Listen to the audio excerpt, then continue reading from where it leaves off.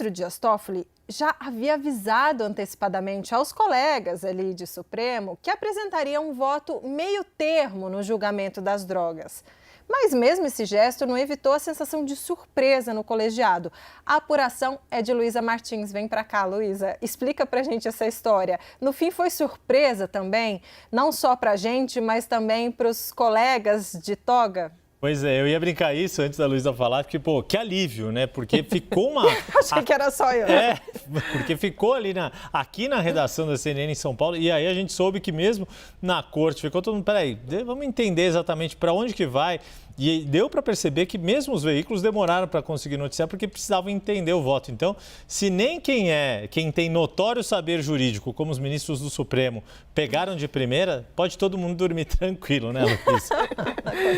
É verdade, Yuri. Esse foi um desafio aí para a gente fazer às vezes de tecla SAP, né? Não foi tão fácil assim, mas o Pedro Teixeira e o Lucas Mendes resumiram muito bem. Mas em relação aos bastidores, né, desse voto, o que a gente pôde apurar é que o ministro Dias Toffoli, ele antecipou ali aos colegas que iria apresentar uma terceira via, né? Uma terceira corrente que não seria nem a corrente que votou ali pela descriminalização, pela definição ali de uma quantidade que diferenciasse o usuário do traficante e também não iria aderir ali a corrente aberta que faz parte ali o ministro André Mendonça, o ministro Nunes Marques, então que ele iria abrir essa terceira via de entendimento. Então isso foi antecipado aos ministros, mas ele não deu o spoiler, digamos, do que seria, né, dos fundamentos que ele traria para esse voto. E foi isso que acabou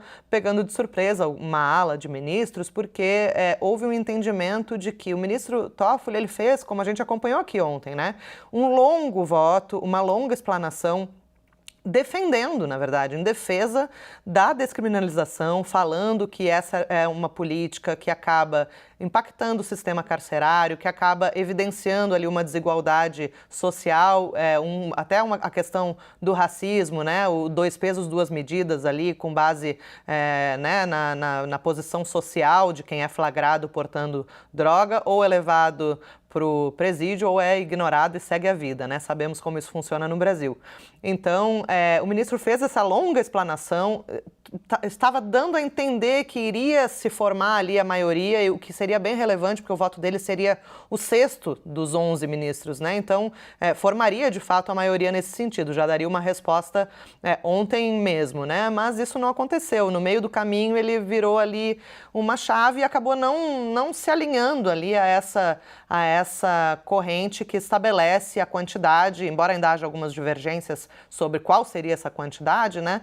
Não aderiu a essa corrente que estabelece essa diferenciação entre quem é o usuário, quem está portando a maconha para o consumo pessoal, né, próprio, ou quem está usando aquilo como realmente para cometer um crime de tráfico de drogas. Então, houve essa surpresa, os ministros alguns ministros com quem eu conversei até lembraram uma outra ocasião em que o ministro Toffoli, foi em novembro de 2019, houve um julgamento, não sei se todo mundo vai lembrar, um julgamento sobre o compartilhamento de dados do COAF com o Ministério Público, com o Poder Judiciário.